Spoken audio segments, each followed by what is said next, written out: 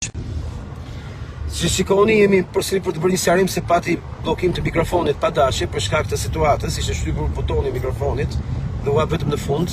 Për ta sqaruar edhe një herë, jemi këtu në makinë, jam këtu me Klajdin që po shkojmë në spital, i cili ka kokën e lidhur për shkak se forcat e errta me veshje të zezë, që nuk di se çfarë janë, pa shenja dalluese,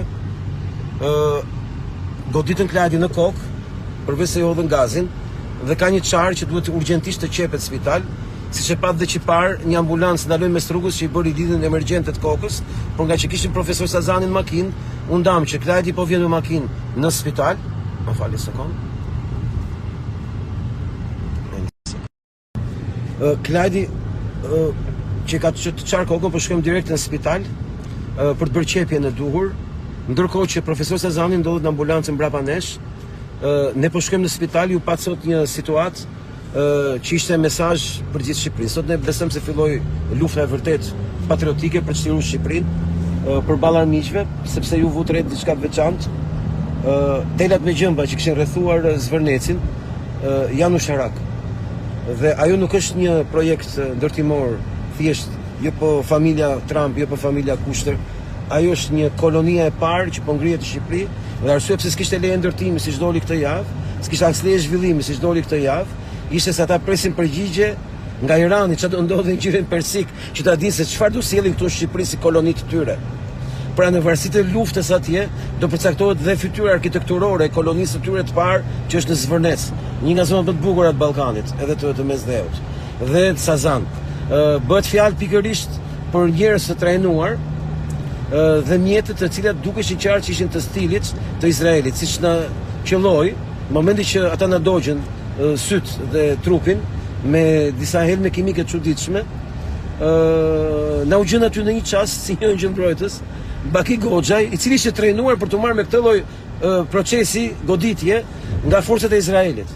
Dhe konstatoi që edhe helmi ishte nga ato që përdoreshin nga Izraeli, edhe persona të fjalë, ne i pam, ishin edhe kështu tipa të fortë ata me grushte, me muskuj etj. Dukeshin qartë të trajnuar, ishin shabat gojt, zagarët e Izraelit që do përdoren në Shqipëri si forcat e dhunës represive ndaj shqiptarëve. Po në fakt sot thjesht acaruan miletin, i shpjeguan shqiptarëve, i treguan shqiptarëve se me çfarë kemi të bëjmë dhe me kë kemi luftën. Dhe me kë do përballem dhe çfarë po fillojmë të bëjmë. Jemi sot pikërisht në ditën e parë të betejës, në një kaos për liri, në një kaos për shpëtim, në një kaos shtirimtare, në një kaos patriotike. Dhe nuk jemi këtu përballë një çështje që ka të bëjë me bubin kaçorret dhe pelikanin kaçorret, siç duan të trajtojnë ca. Këtu po luftohet pikërisht për të ndaluar koloninë e parë në Shqipëri, që do të jetë kolonizimi i gjithë Shqipërisë. Dhe Klajdi gjyshin e ka pas, gjyshin apo s'e gjyshin? S'e gjyshin dëshmon në luftën e Vlorës. Po Klajdi. Atëre çfarë të thuash, natja fillosh. Në radhë e parë dua të drejtohem shqiptarëve të mirë edhe të lirë, se me ata e kam.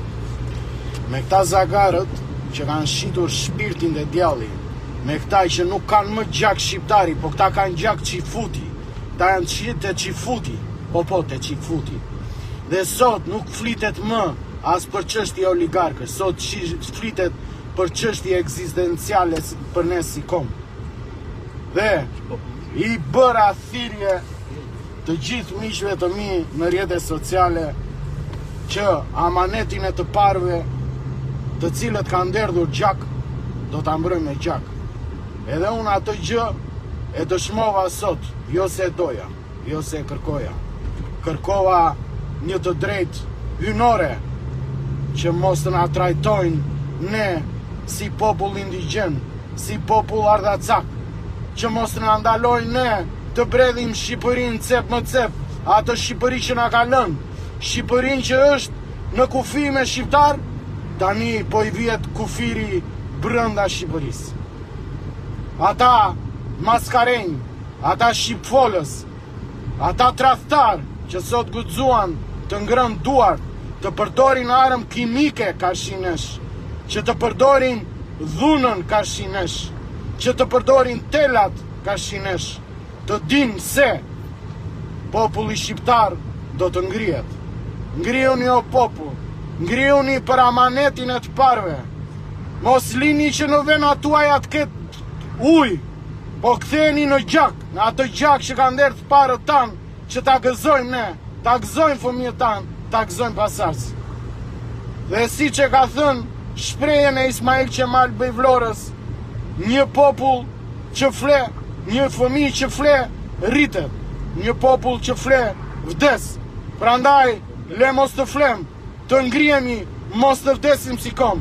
Këtu nuk është për Klajtin, këtu është për shqiptarët, dhe mbi të gjitha për vlonjatët e mi, për ata që kanë ngelur.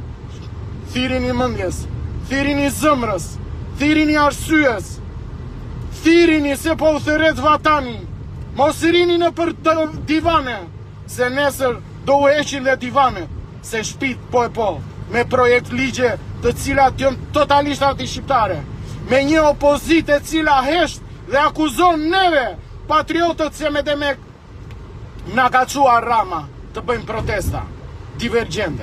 Ja pra po dalim diversant. Patriotët mos i lini sepse jemi të vetmit që po i bëjmë ballë këtyre. Por ne nuk mund t'i bëjmë ballë të vetëm. Si që ka thënë dhe Gjergj Kastriok Skënderbeu, bashkimi bën fuqin. Prandaj, o burra, nga Veriu në jug, nga Kolinspoli në Vermosh, nga Korça në Fier, nga Korça në Lushnjë, Kongresi Lushnjës. Kishte djem sot nga Mitrovica e Veriut. Prandaj të gjithë trevat të bëhen bashkë, sepse Shqipëria është në rrezik. Faleminderit. Jemi këtu dhe me një zonjë të nderuar. Jemi këtu dhe me një zonjë të nderuar, e cila ka ardhur bashkë me djalin e saj, pikërisht për të marrë pjesë këtu nga Vlora. Përshëndetje. Po i ku kjo? Jo, një sekondë, po. Ju bëj thirrje vlonjatëve, të gjithë vlonjatëve të ndershëm që kanë ngelur, se fëmijët na kanë ikur jashtë. Fëmijët na i ndoqi, na ka lënë neve pleqve me 100.000 lekë pension, që s'kemi s'na del as për bler ilaçet.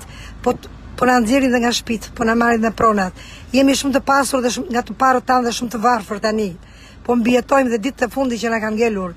Prandaj gjithë shqiptarëve që kanë ngelur këtu dhe emigrantëve që janë jashtë shtetit, të ngrihen, të mblidhen, të vinë një ditë të kërkojnë pronat e tyre, të gjyshërve, të stërgjyshërve, se po na i marrin për 1 euro. Të ngrihen, mos të rinë sepse Vlora ka qenë 1912-ës e 1920-ës, të ngrihet dhe njëherë tani sepse po shpërbëhemi si komp. Na kanë ikur fëmijët, do na nxjerrin nga shtëpit, po na marrin pronat. Ça na kanë marrë dinjitetin, po na shkelin me të dyja këmbët. Ça na kanë ngelur më? Faleminderit. Faleminderit dashur. A sekond. Presim në Kladi për të. Kladi kur do të shtirati? Ne tash po bëhemi gati të shkojmë në spital. Kemi dhe profesor Sazani në ambulancë, i cili sot psoi një shok të madh, jo vetëm nga gazi ilmues, por edhe nga emocionet që e zun pikërisht kur pa këtë lloj brutaliteti ndaj shqiptarëve. Sazani ishte i pari që ju e pat mori telat e gjëmbave me teknikën e vet, me shishe plastike për të mos i prekur dorën, për të mos i dhënë të filloj të tërheq.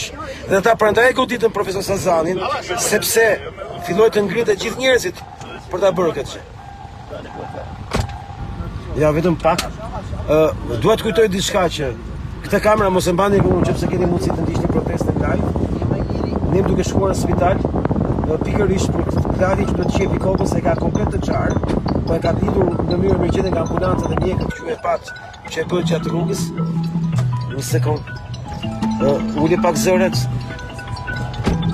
Ja, një sekond pak. Uli pak zëret. Po.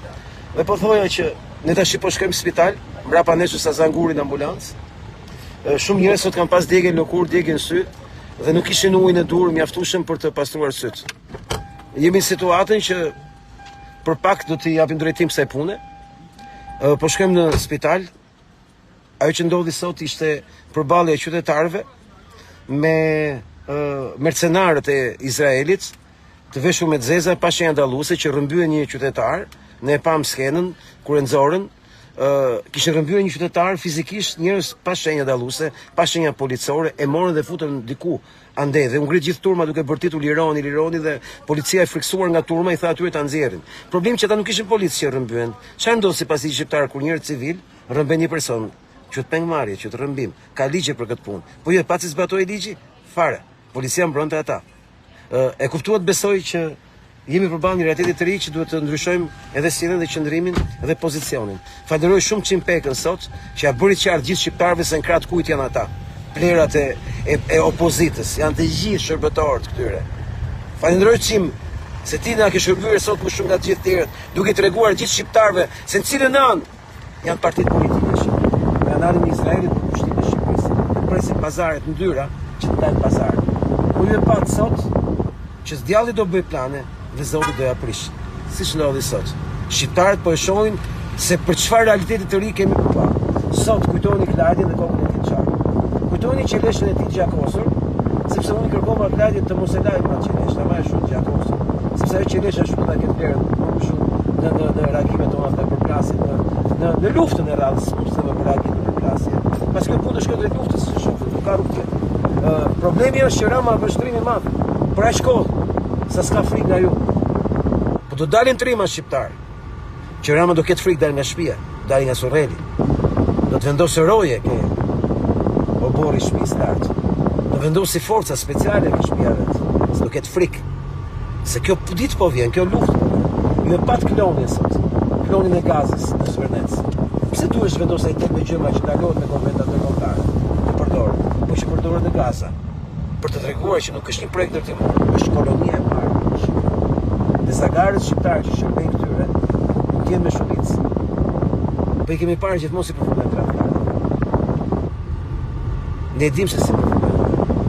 Ushtria shqiptare e Kosovës ja tregoi tradhtarëve shqiptarë të Kosovës. Le të bëjnë gjyqin e haksa të duan. Ne e dim se kanë vrarë. Kështu do vështoj çdo luftë, çdo vend që shtirohet nga pushtues. Kështu përfundon, nuk ka alternativë tjetër.